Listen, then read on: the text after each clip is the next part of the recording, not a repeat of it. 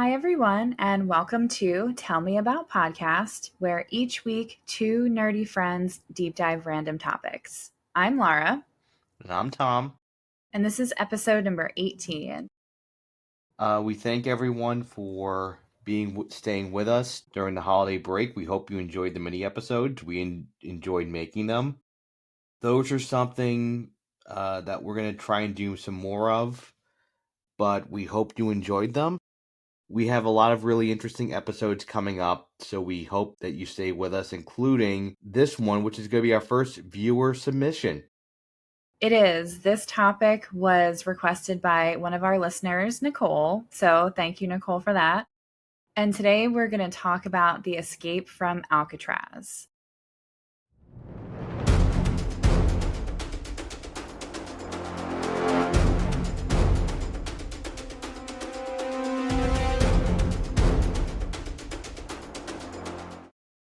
Now, Tom, you've actually been to Alcatraz, so I'm going to rely on you to share some of the firsthand information about the experience as we go. Sounds like a plan.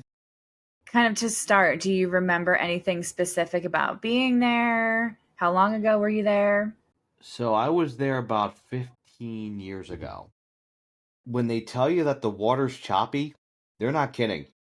The water is very rough and very choppy, and they didn't want people getting in or out.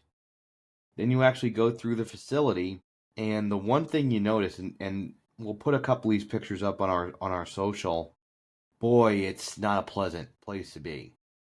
It's small, it's cramped, it's stacked one on top of the other. It is, in a lot of ways, inhumane. In every way inhumane, but the inhumanity was almost the point of it. When you go there, that's something that's very clear.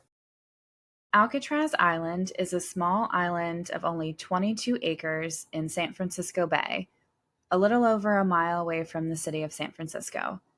It's well known for the now closed federal penitentiary located on the island, for a reputation for being inescapable, though it would prompt numerous escape attempts. Alcatraz is also known for housing the oldest operating lighthouse on the West Coast. Our story starts back in 1775, when the island was first documented by Spanish naval officer Juan Ayala, when the territory that would later be California was under Spanish rule. Several small buildings were built on the island before it was given to a private owner by the Mexican government in exchange for building a lighthouse in June of 1846. Not long after, the military governor of California, John Fremont, bought the island for $5,000 in the name of the U.S. government. President Millard Fillmore ordered Alcatraz to be set aside as a U.S. military reservation, and the United States Army Corps of Engineers began fortifying the island, which continued until 1858, when the initial version of Fort Alcatraz was completed. When the Civil War began, Alcatraz was one of the most heavily fortified military sites on the West Coast, housing cannons, firearms, and training troops.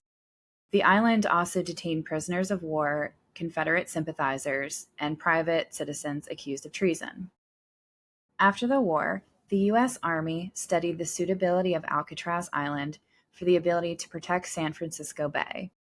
Plans for Alcatraz were soon changed from coastal defense to detention, as the island was more well-suited to house violent prisoners due to its geographic isolation. Construction began to build a large concrete cell block, which was finally completed in 1912. By 1934, Alcatraz was formally designated as a federal penitentiary under the oversight of the U.S. Department of Justice. That same year, the first batch of 137 inmates arrived on the island. Alcatraz became known to accept prisoners who would cause trouble in other prisons, those who had attempted to escape, or were thought to be beyond rehabilitation, the incorrigibles, as they called them. It was often said at the time that if you broke the rules, you end up in prison, and if you broke the prison rules, you go to Alcatraz.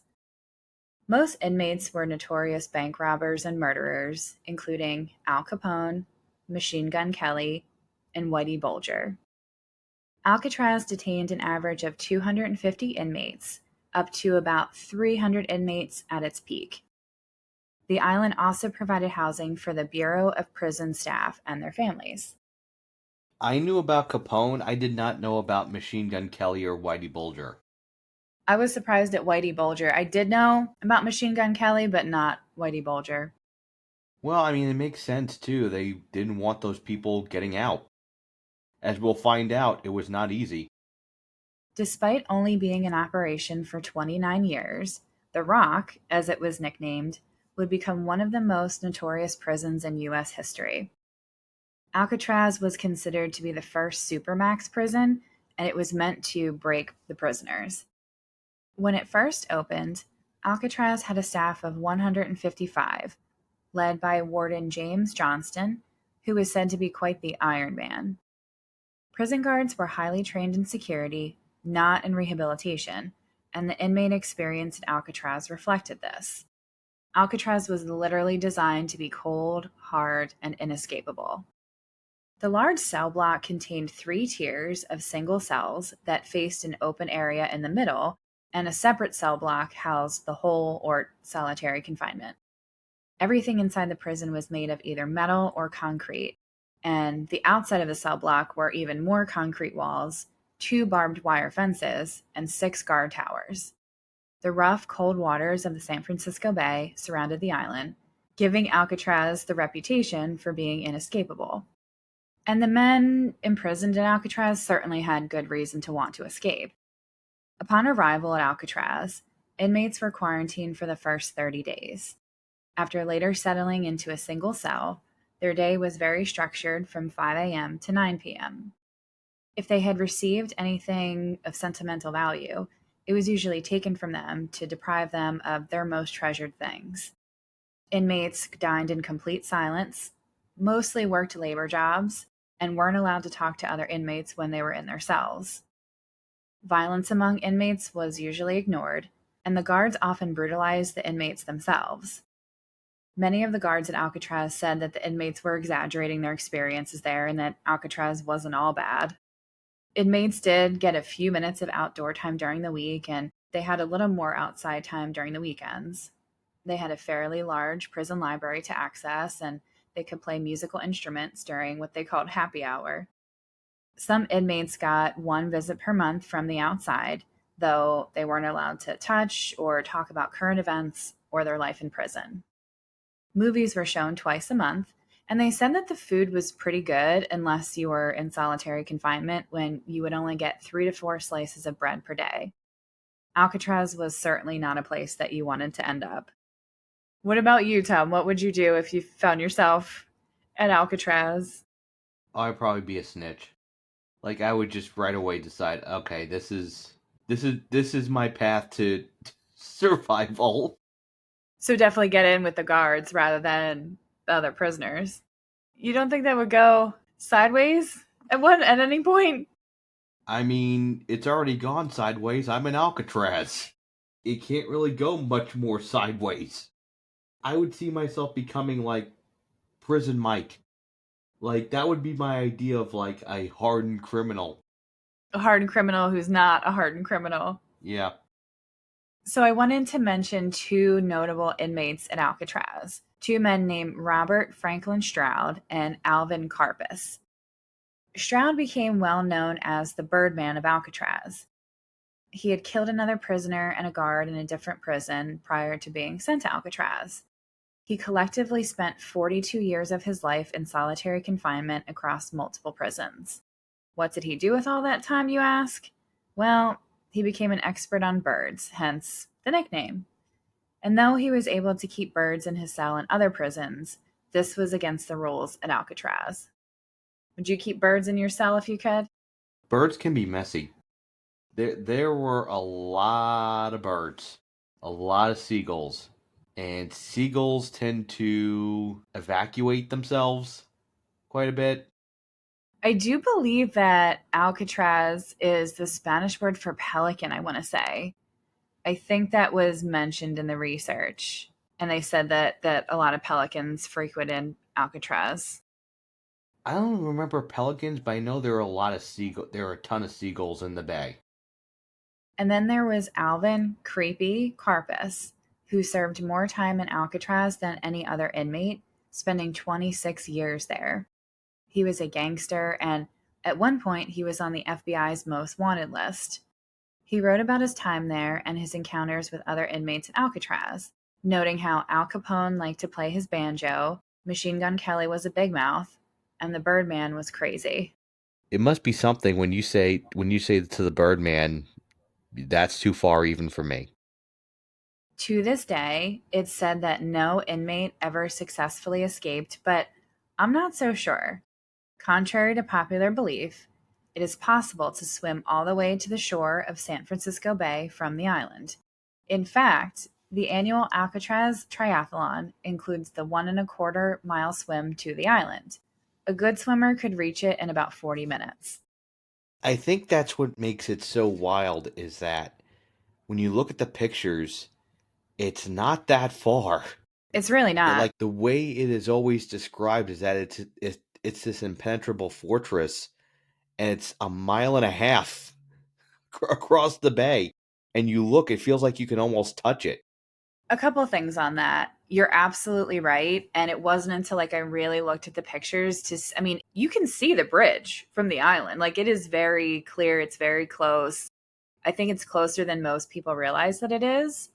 And I like to think that I'm a relatively good swimmer. Now, I wouldn't do a triathlon. I think that's just too much. But I think I could do it. I would like to try to swim, maybe on a nicer day, but I think I could make the swim. I probably could. I just couldn't do the other stuff in a triathlon.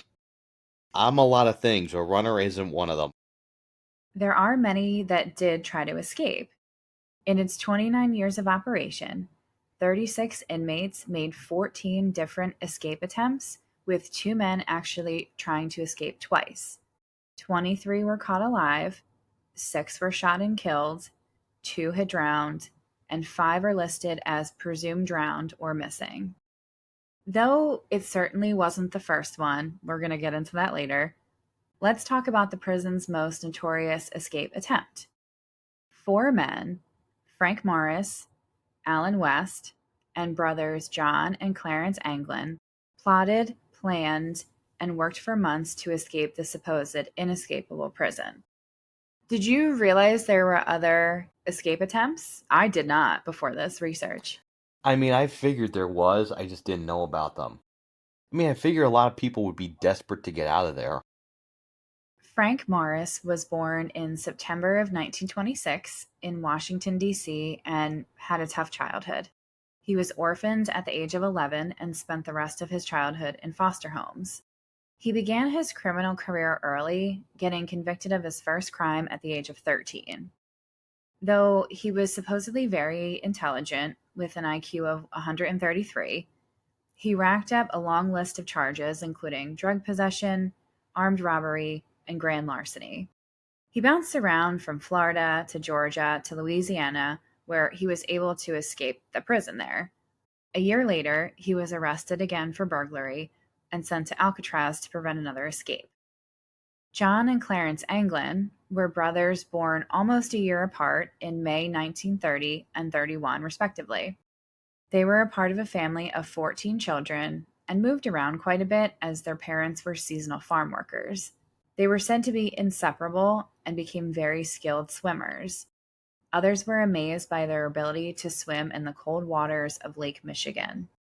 The two brothers started committing crimes in their teenage years and would typically break into local businesses and rob banks. They said that they targeted businesses that were closed at the time to ensure that nobody got hurt. They claimed that they only used a weapon once during a bank robbery and that it was only a toy gun.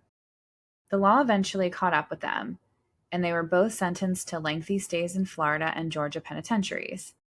They both had multiple escape attempts, and they were described as being like little MacGyvers. They were very cunning and very resourceful. After the failed escape attempts, both John and Clarence were sent to Alcatraz in October of 1960 and January of 1961. I imagine that they were very happy to be reunited with each other after those few years, just being as inseparable as it seemed that they were. Well, they seem very schemy. Yeah. Lastly, there was Alan West. Born in New York City in March 1929, Allen was arrested over 20 times before being convicted of car theft in 1955. He first went to a Georgia penitentiary and was later transferred to a state prison in Florida. After attempting to escape the Florida prison, he was sent to Alcatraz in 1957 at the age of 28. After the four men had spent some time in Alcatraz, they were eventually moved to adjacent cells. And they either did this by request or by chance. It's not really clear which one it was. One documentary I watched said that they requested this and the guards approved it. And another one said it was just happenstance that they got put together. So I don't know which one it was. I mean, it seems very fortuitous. Word of the day is fortuitous. Fortuitous. Put down on the calendar. Fortuitous. It's funny because if you go to the FBI website, they have a whole page about the planned escape, and there's a very much an idea of like, listen, you hate to do it, but you kind of have to hand it to them. Some of the things they were doing was just very, very clever. The men soon began formulating an escape plan with Frank Morris as the ringleader. The plan they came up with was nothing short of ingenious. They first had to figure out how to escape their jail cells. Each cell at Alcatraz had a ventilation duct beneath a metal sink, which was covered by a 5 by 9.5 inch grate.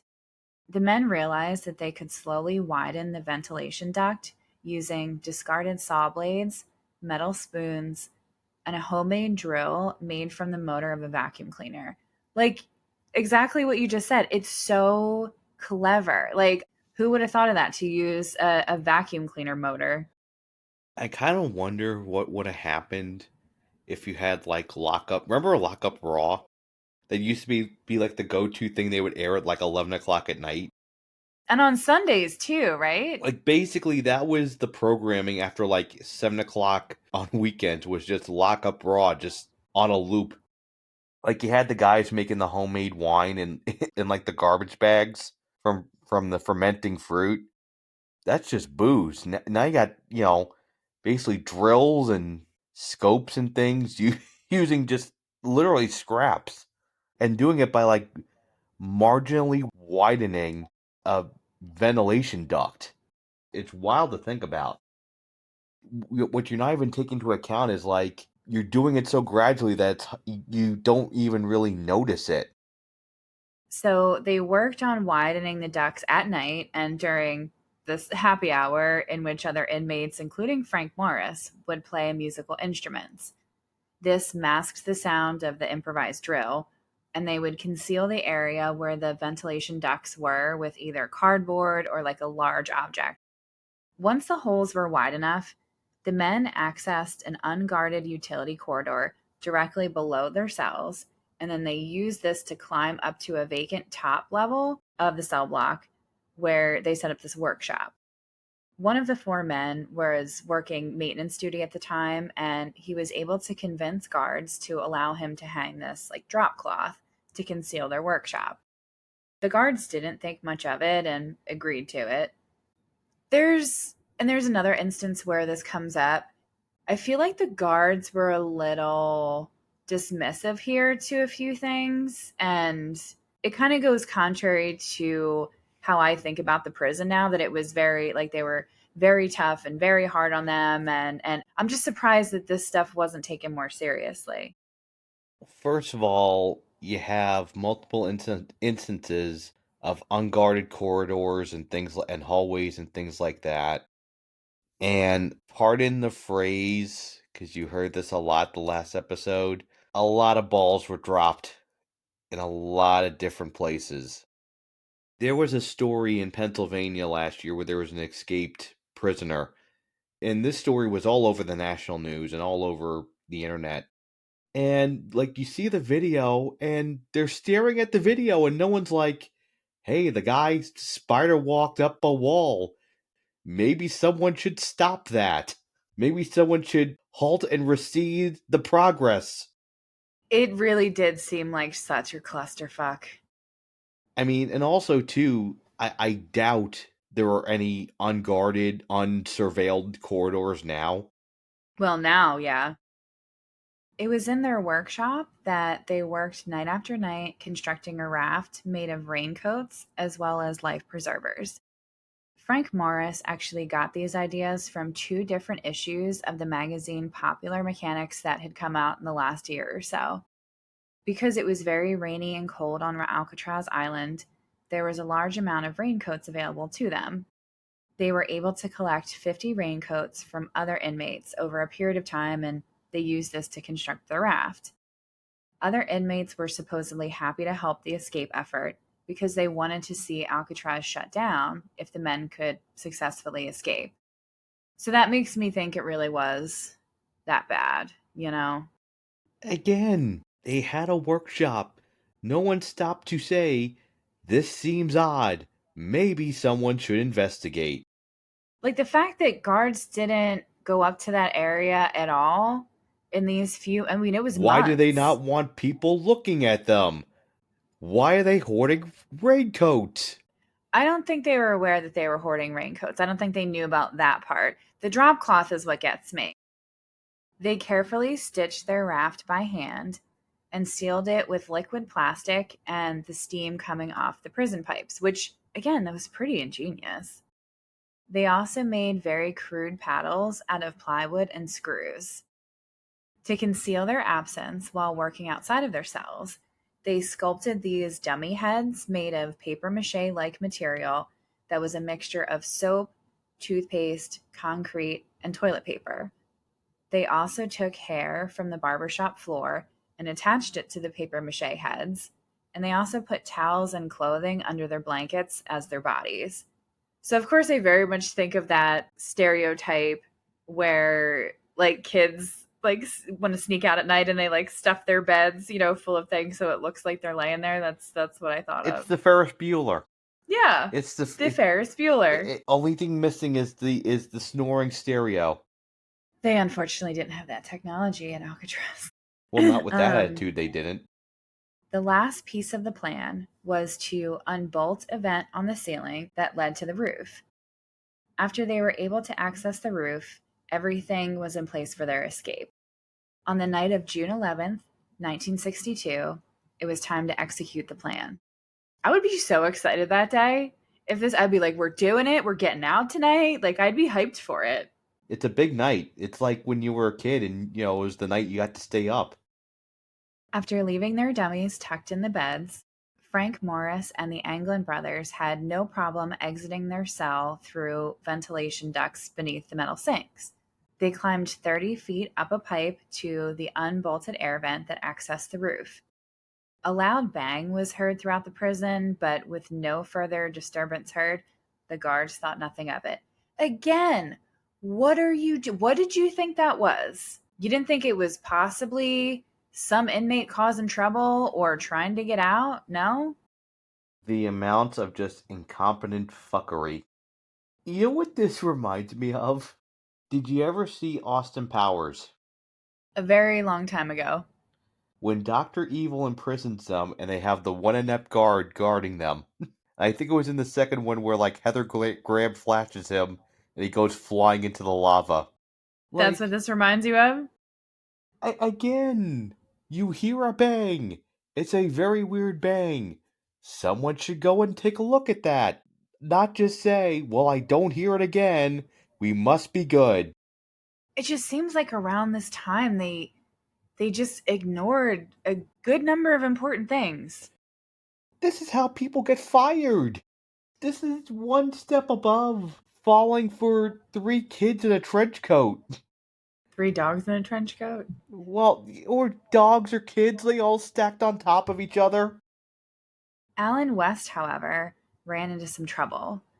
He discovered that his tunnel through the ventilation duct had narrowed, but he quickly began redigging the hole. By the time he made it to the roof, though, the other men had already left without him. West returned to his cell and went to sleep. Now, I would have been devastated after all that work, right? And I think for a few minutes I would have been like really pissed at the other three, but after thinking about it, I would understand like why they left me behind, and I probably would have done the same thing. So I don't know how you feel about it. Like, I understand it, but that's a shitty thing to do. Either you're all in it or you're not. But they had to though, because I think that if they went to look for him or they waited, like they could have jeopardized their own escape. So I get it. But if I were Alan West, like I said, I would be so pissed that I spent all this time preparing and digging this hole and building this fucking raft and I just missed it, you know? And that's something where, like, you're afraid that the guy's gonna come back in, like, a next life and haunt you. What the fuck? You left me here. With all their gear in tow, Morris and the Anglin brothers descended 50 feet from the roof to the ground by sliding down a kitchen vent pipe. They had to climb over not one, but two, as I mentioned, barbed wire perimeter fences. I was watching this one documentary that did this reenaction of it, or it may have been from the movie that we'll talk about later. Getting yourself up over this fence, over the barbed wire, three of them, and all the gear too, on top of it. Like, and they moved pretty quickly. Like, that just seems a lot. So they have to probably figure that they have timed the response of when someone notices that they're missing and when the alarm sounds. So they probably have an idea of what the response time is going to be and kind of where they need to be once the response actually hits. It really sounded like they thought about every small detail of this. I'm amazed they got through the barbed wire because that doesn't seem pleasant. No. The men finally made it to the northeast shoreline of the island, near the power plant, which was apparently a blind spot for the prison searchlights and gun towers. The three men inflated their raft with a modified version of a concertina, which is like an accordion, sometime around 10 p.m. that night. It's thought that they launched their raft toward Angel Island, about 2 miles to the north. From there, they would allegedly attempt to make it to the mainland. That night, the air temperature would have been around 50 degrees, and the water temperature would have likely been around about 55 degrees, so not super warm. They would have had a very narrow window to make it to Angel Island, given the weather conditions and tide patterns. Now, we don't know for sure if they ever actually made it from here. The official FBI investigation would conclude that they likely did not survive, but they did say that it was possible.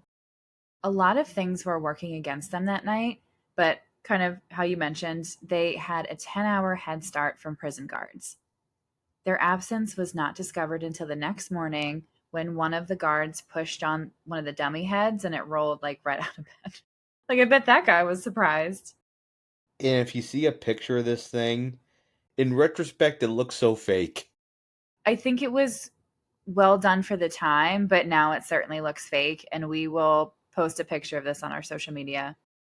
It probably was convincing enough at the time. You look at it now in 2024 and you go, they fell for that? In what would become the largest manhunt at the time, military and law enforcement agencies immediately begun an extensive air, sea, and land search over the next 10 days, and they did find a few clues. On June 14th, the Coast Guard found a paddle floating about 200 yards off the southern shore of Angel Island. Workers on another boat found a wallet wrapped in plastic with the names, addresses, and photos of the Anglin brothers' friends and relatives. A week later, raincoat material believed to be part of the raft was found at a nearby beach. A deflated life jacket was also discovered about 50 yards away from the island. Around the same time, a Norwegian ship spotted a body floating in the water around the Golden Gate Bridge, but the crew didn't report the sighting until October of that year. It was later determined that it was likely not one of the three men, but instead an unemployed banker who had jumped from the bridge just days prior to the sighting. Alan West, for his part, fully cooperated with the FBI investigation and was not charged for his role in the attempted escape. He later was transferred to McNeil Island Correction Center in Washington state. The FBI closed their investigation on December 31st, 1979, after 17 years, and their official finding is that the inmates likely drowned. Now, I want to talk about some theories and potential sightings of the men over the years. The FBI theorized that if they did survive, their plan included stealing clothes and a car once they reached the mainland. However, there are no reported crimes of that nature on June 12th in that area. So that's exactly what the FBI says on their website. So Nailed it! nailed it. Also, I think we can surmise that the wallet wrapped in plastic was then reverse engineered, and hence we got the waterproof wallet that people take while scuba diving. You think the Anglin brothers started that trend, huh? I mean, it's not they're going to get credit for it. What is As the they go point to of this? What is the point of the waterproof wallet while scuba diving? I don't know. That's a good question. What are you going to do when you're down there? Brick a 20? Something else that would negate this theory is that a San Francisco police officer said that around 1 a.m.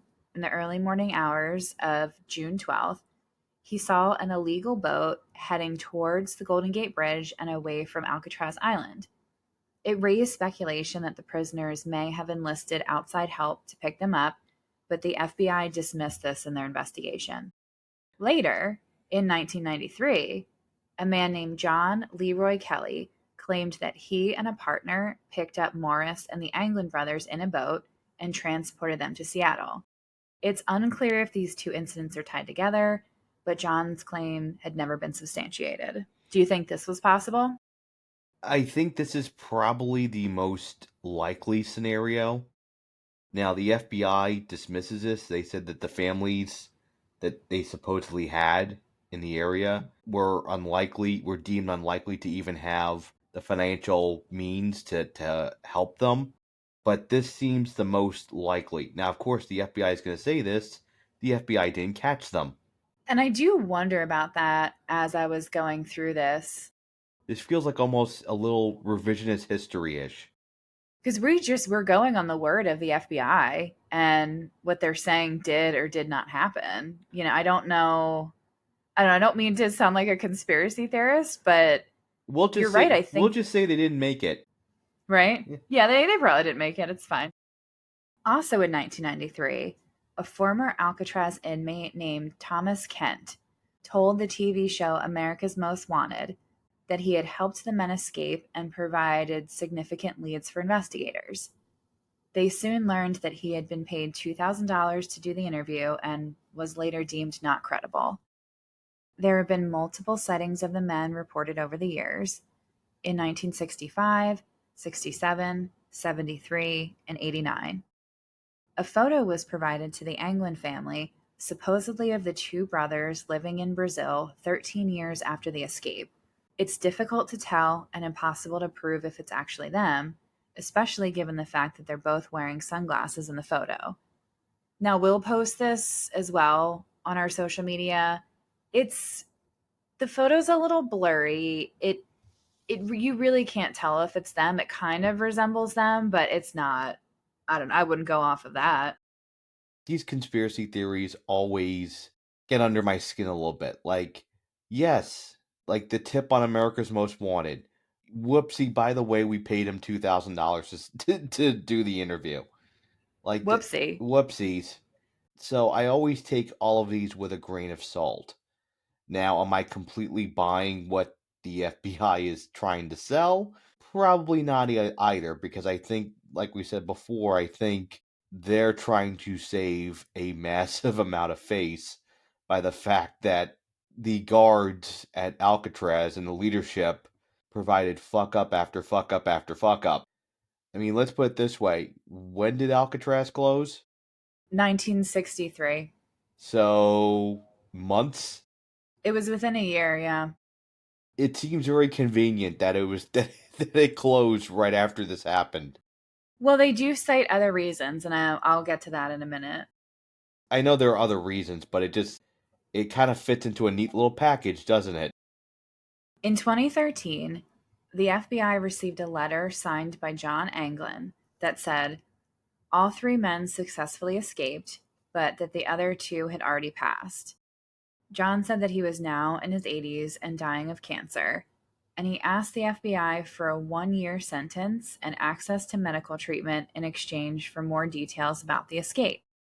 The letter said that he would write them again with more information on how to find him, but the FBI never received a second letter. They kept it quiet for over 5 years, and to this day, they have not responded to the letter, nor did they take it seriously. That really irritates me. You couldn't take this seriously, even as ridiculous as you, or no matter how ridiculous they may have found this. I think it's worth just check it out. No? There is an institutional arrogance when it comes to really all branches of the United States government, regardless of who's in charge. There's always the sense of we know better than everyone else just because we're America.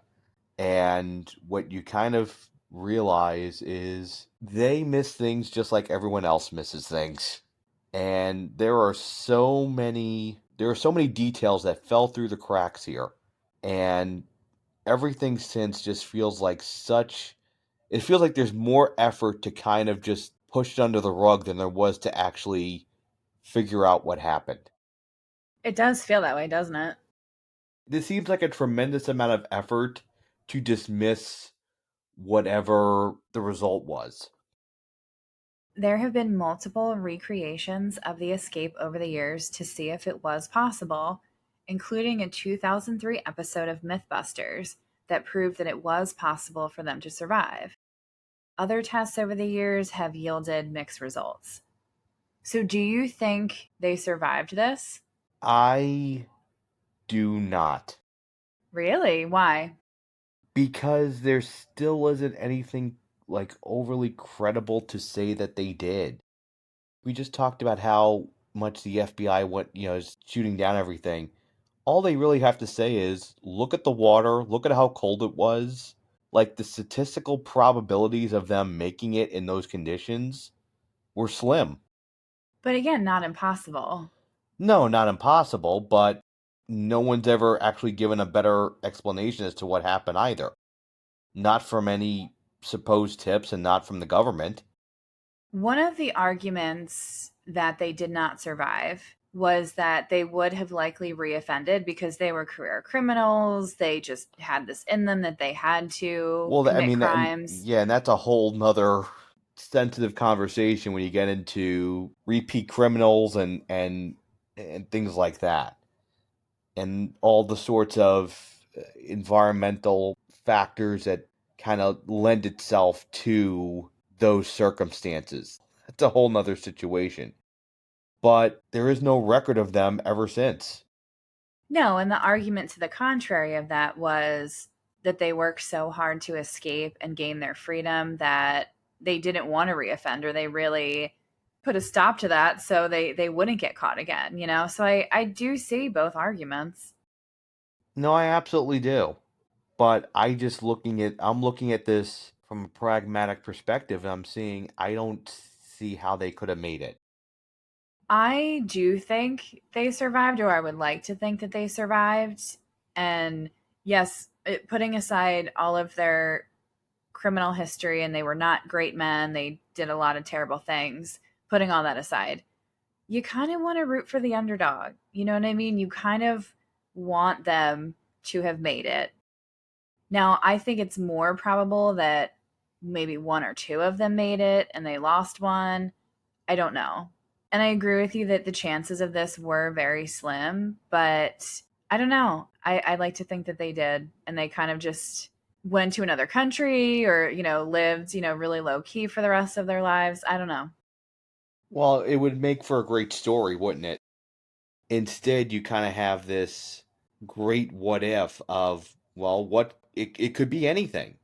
It's almost like a choose your own adventure. It could be anything. They could have not made it, they could have made it. The possibilities are endless.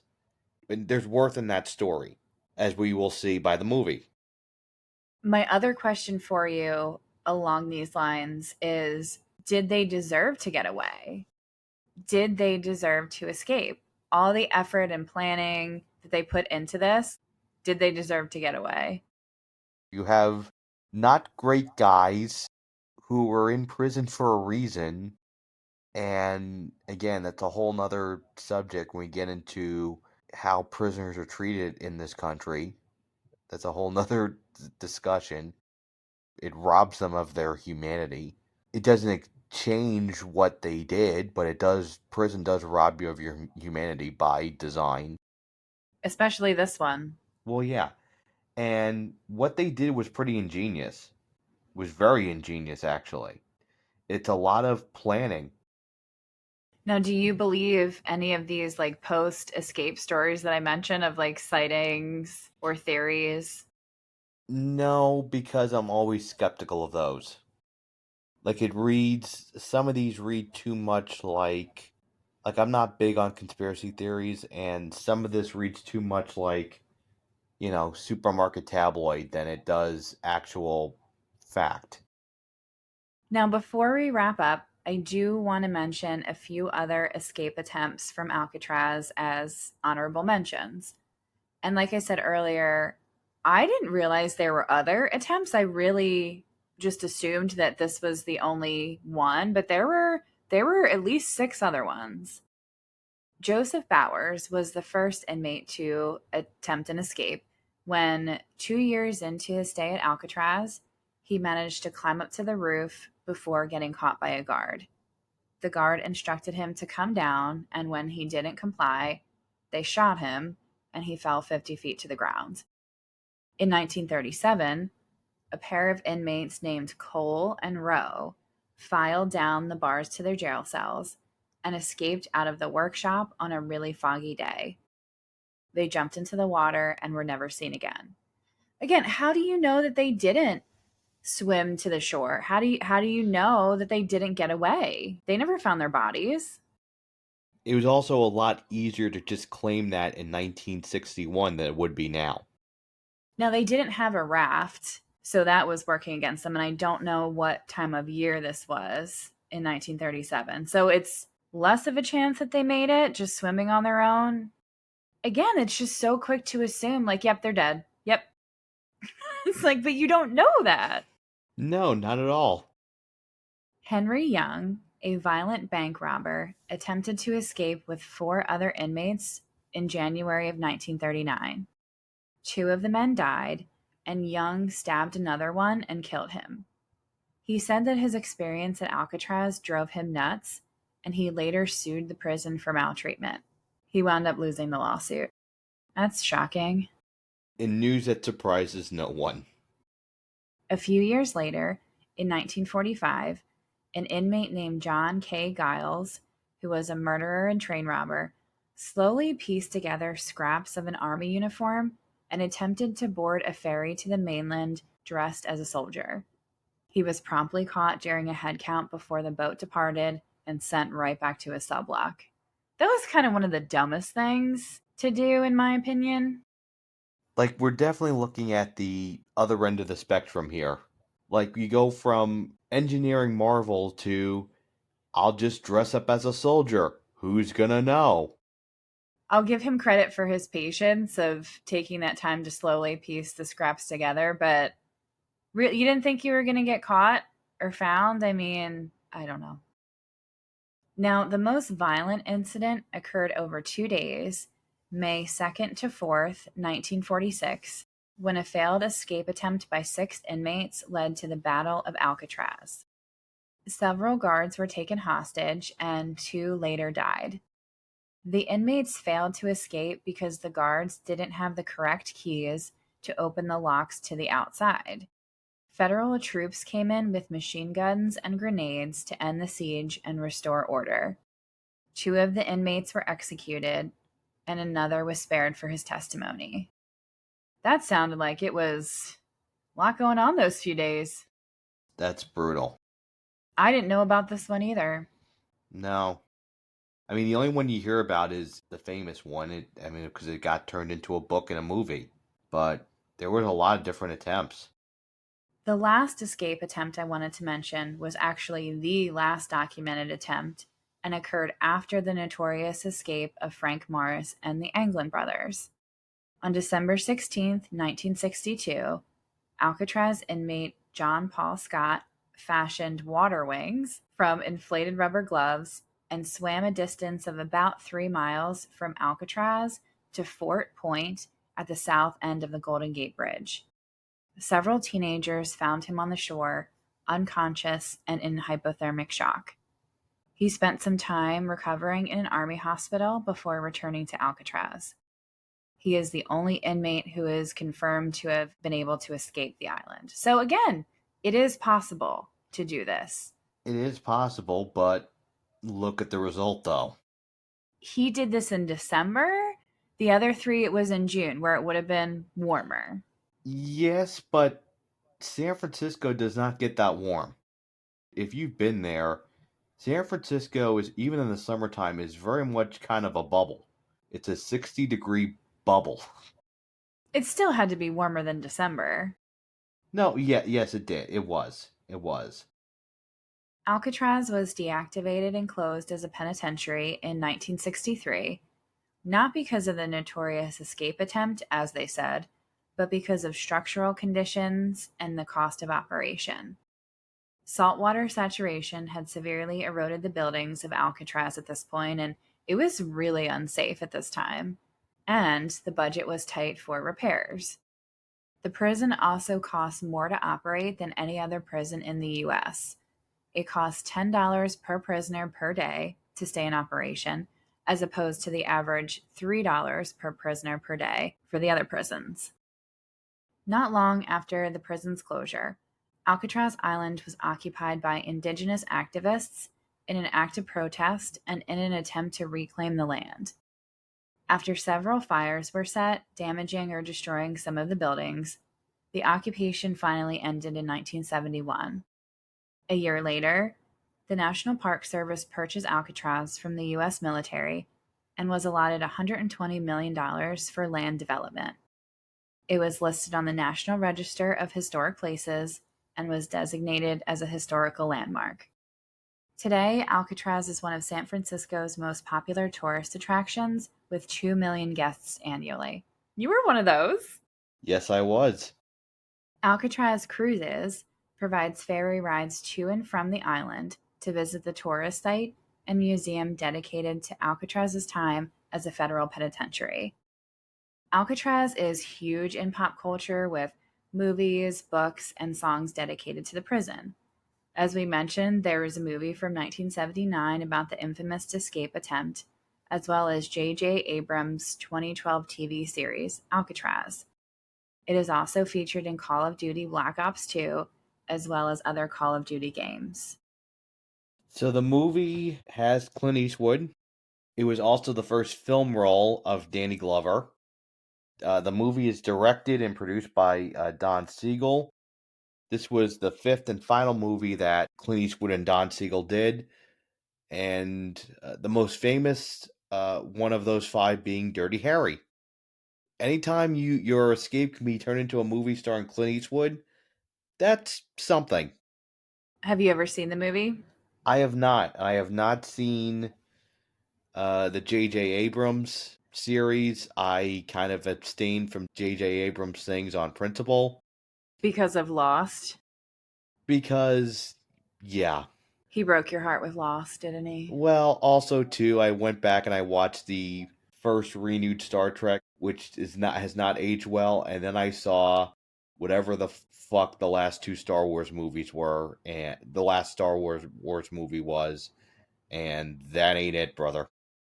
I did read up a little bit on this TV series, and it did sound intriguing. I think it was only 13 episodes. I don't know if it was a limited series or it just didn't get renewed. I don't know. But it was essentially this concept of they were kind of like jumping around in the timeline, and it followed like prisoners and guards. And supposedly after Alcatraz closed, like they all disappeared, and the TV show was about, finding them and where they were at that point in time. And I don't know, the description sounded interesting, but it's never something that I watched. And I haven't played. I've just recently, in the last year or two, gotten into Call of Duty, so I did not play any Alcatraz in Call of Duty. But it sounds interesting. So Alcatraz seemed like a pretty terrible place to be, but it has its place in history for what it was. and for the uncertainty of the three inmates' fate. And like I said, I like to think that they got away. So my question that I'm walking away from this research is, did the conditions of the prison make them want to escape, or did they escape because they wanted to see if they could? Like, I'm kind of torn. Was it a combination? I don't know. What do you think? What we know about prisons now in 2024 would lead me to believe it's the former. The way it was done would give me some pause to say it could be some part the latter too. Honestly, it could be both. I think it's Hmm. more the conditions just because of what we know Alcatraz to be and what we know the state of prisons are in the US in 2024. But the planning, the ingenuity would also suggest that they just wanted to try it. And they mostly tried to escape before. And I think that, yeah, they were clever. They were cunning. I think that they thought they could get away with this, and they could do this. I mean, I would agree with that. So definitely tell us what you guys think. Like, which one is it for you? Is it a combination? Did they survive? Did they not survive? We definitely have our thoughts, but we want to hear from you guys. Next week, we're going to be back with another episode from Tom. Please remember to rate, review, and subscribe. Find us on Instagram and TikTok at the Tell Me About Podcast, and email us episode suggestions and comments to the Tell Me About Podcast at gmail.com. Thanks, everyone. Have a great week. Bye.